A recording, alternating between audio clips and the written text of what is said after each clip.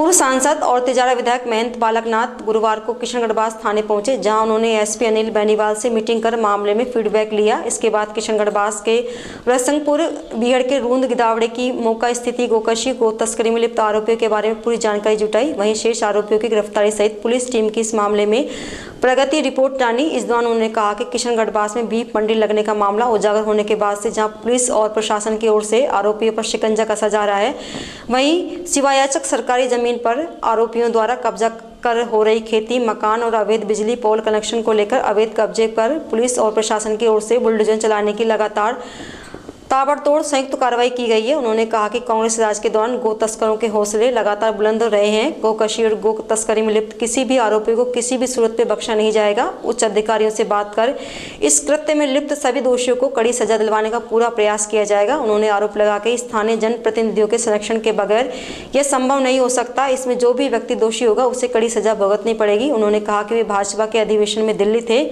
वहां से वे पूरे मामले का आईजी और एसपी से फीडबैक ले रहे थे। ऐसी घटनाओं की पुनरावृत्ति न हो, इसके भी पुख्ता इंतजाम कर दिए हैं। अगर कहीं भी कोई अपराध होता है तो आमजन भी इसकी सूचना पुलिस को दे, तभी सुशासन संभव है। इसी दौरान भिवाड़ी एसपी अनिल बेनीवाल ने बताया कि किशनगढ़ के रसिंगपुर बीहड़ के रूंद गिदावड़े में सरकारी जमीन पर अवैध कब्जे को हटा दिया गया है। वहाँ एक चौकी स्थापित की जा रही है, जिस पर पुलिस का स्टाफ भी लगातार मौजूद रहेगा। मामले में 22 लोगों को चिन्हित किया गया था, जिनमें से 9 लोगों को गिरफ्तार कर लिया। शेष बचे आरोपियों को भी पुलिस की टीम जल्द ही गिरफ्तार कर लेगी। इसको लेकर पुलिस की 6 विशेष टीमें गठित की गई हैं, जो कि लगातार आरोपियों की तलाश में जुटी हुई हैं। दो तरफ हमारा एक्शन चल रहा था। एक तो जो हमारे क्रिमिनल्स हैं, जो इस केस के अंदर हमारे वांटेड हैं, उनके पीछे हमारी टीमें लगातार लगी हुई हैं। कल रात तक हमने 9 आरोपियों को अरेस्ट कर लिया है और 6 से ज़्यादा टीमें हमारी फील्ड में काम कर रही हैं अरेस्टिंग में। दूसरी साइड ये जो लोग इसमें इन्वॉल्व थे, इन्होंने सरकारी ज़मीन पे कब्जा किया हुआ था। उस सरकारी कब्जे को कल शाम तक हमने पूरा वहाँ से कब्जा हटा दिया है। अनऑथराइज्ड जो कंस्ट्रक्शंस थे, बोरवेल्स थे, कनेक्शन थे, वो सारा एरिया वहाँ से क्लीन कर दिया गया है। और अब नेक्स्ट फेज में उस एरिया के अंदर हम अभी एक चौकी प्लान कर रहे हैं, एक टेम्प्रेरी चौकी वहाँ पे हम एस्टैब्लिश करेंगे और बाकी जो मुलजिम फरार हैं उनके पीछे हमारी टीमें लगी, हम उनको जल्दी कवर करेंगे। सुनने में आया है अभी शरण लें, हम उनको छोड़ेंगे नहीं। टीमें हमारी लगातार पीछे हैं। अब मुलजिम है, भाग रहा है, हमारी टीमें पीछे हैं, तो टाइम लगता है इन चीज़ों में, पर जल्दी सारी हमारी गिरफ्त में होगी। फिलहाल क्या व्यवस्था की गई है वहाँ नो एंट्री के लिए? क्या चीज़?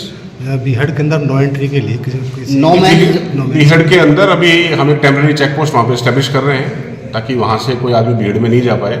और पूरे एरिया में ऐसे जो भी क्षेत्र हैं उनका हम लोग चिन्हीकरण कर रहे हैं, कहाँ पे हमारे पास चेक पोस्ट लगानी है, क्या क्या रिसोर्सेज की नीड बनेगी, उसकी हम एक रिपोर्ट तैयार कर रहे हैं और फिर उसके बाद में कार्रवाई की जाएगी। एसपी साहब और हमारे थाने की सभी किशनगढ़ क्षेत्र की सारी टीम यहाँ पर थाने में उपलब्ध है। सबसे चर्चा हुई है, क्योंकि मैं जब ये घटना जिस दिन हुई थी उस दिन दिल्ली में हमारी मीटिंग थी, उसके पश्चात में हमारा पहले से कार्यक्रम निर्धारित था, वहाँ चले थे। लेकिन उस दरमियान हमारी आईजी साहब से और एसपी साहब से लगातार बातें होती रही हैं और प्रभावी रूप से कार्रवाई हुई भी है। और जिन जिन लोगों ने इस अपराध के अंदर जिनकी भूमिका है, प्रत्यक्ष या अप्रत्यक्ष रूप से, सभी लोग आइडेंटिफाई ज़्यादातर तो हो भी चुके हैं, लेकिन आगे से आगे जो कड़ियाँ जुड़ेंगी सबको गिरफ्तार किया जाएगा और सबको की एक ही सज़ा मिलेगी। और जहाँ पर ये काम होता था, जहाँ पर गोकशी होती थी, उस क्षेत्र को भी कब्जा मुक्त करा दिया गया है। और भविष्य में ऐसी घटनाएं हमारे क्षेत्र में ना हो, इसके लिए आगामी रूप से भी सभी प्रबंध किए जा रहे हैं। चूँकि वो गिदावड़ा क्षेत्र ऐसा क्षेत्र है, बहुत बड़ा क्षेत्र है, वहाँ पर निगरानी करना संभव नहीं है, तो ऐसे में पुलिस प्रशासन की ओर से क्या आगे योजनाएं बनाई जाएंगी? देखिए, हमें अतिरिक्त पुलिस बल की आवश्यकता है, साधनों की आवश्यकता है। और वो सब डिमांड पहले भी सरकार को हम भेज चुके हैं, ऐसा नहीं है कि अभी भेजी हैं। हमने आज से लगभग 1 महीना पहले ही सरकार को डिमांड इस क्षेत्र की रक्षा सुरक्षा के लिए, गोकशी की हत्याएं घटनाएं ना हो, साथ में चोरियों की घटनाएं ना हो, इनके लिए जो भी प्रावधान या जो भी व्यवस्थाएं चाहिए उनके लिए सरकार को लिखा जा चुका है। और अब उसको और जल्दी से जल्दी सरकार को आग्रह करेंगे कि जल्दी से जल्दी उन चीज़ों को पूरा किया जाए और इन सब क्षेत्रों को आइडेंटिफाई कर प्रॉपर रूप से यहाँ पर पुलिस प्रशासन की गश्त रहे, पुलिस प्रशासन की उपस्थिति मात्र से मैं मानता हूँ कि बहुत सी चीज़ें अपने को आगे देखने को मिलेंगी कि अच्छे परिणाम और इलाके के अंदर एक अच्छी शांति व्यवस्था हम लोग मिलकर स्थापित कर पाएंगे। अधिकतर देखने को मिलता है कि आरबीए एक्ट में काफ़ी शिथिलताएं हैं और गो तस्कर आसानी से पकड़े जाने के बाद में 2 या 3 दिन में उनकी जमानत हो जाती है, तो एक्ट में कोई बदलाव करने की आवश्यकता है? ये सब चीज़ों का भी संज्ञान लेंगे। जहाँ भी कुछ लगेगा कि इस पर कुछ ठोस कानून बनाने की या ठोस करने की आवश्यकता रहेगी तो उस पर भी संज्ञान लेकर आगे बढ़ा जाएगा। इसको लेकर क्या मुख्यमंत्री महोदय को या सीएम साहब को सबसे चर्चा है। माननीय मुख्यमंत्री जी से उसी दिन भी चर्चा हुई है और आईजी साहब से लगातार चर्चा रही है।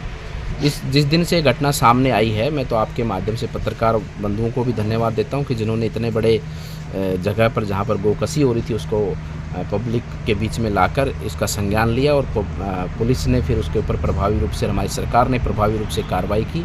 और आगे भी इसी प्रकार से जहां भी आपको कुछ गलत होता दिखे तो एक नागरिक होने के नाते हम उसकी सूचना पुलिस को दें और हम लोग मिलकर ही अपने देश के, अपने इस विधानसभा हो या अपना प्रदेश हो, अपना देश हो, मिलकर ही एक अच्छी कानून व्यवस्था और अच्छा सुशासन दे पाएंगे। कांग्रेस के कुछ नेताओं ने आरोप लगाया कि भाजपा की सरकार आने के बाद में मामले बढ़े। देखिए, भाजपा की सरकार आने के बाद में तो मामले निकलेंगे बाहर, क्योंकि जो इनके गड़े हुए मुर्दे हैं वो निकालेंगे।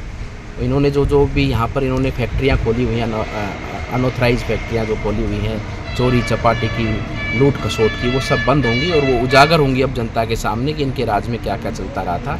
और आज वो बाहर लाकर उनको करने वाले और करवाने वाले सबको सजा मिले, ऐसा कार्य करेंगे। क्या लगता है कि नेताओं का संरक्षण था या अधिकारियों का संरक्षण था? देखिए, पूर्व में दोनों का ही संरक्षण था। नेताओं का संरक्षण रहता है तभी ऐसे काम चलते हैं।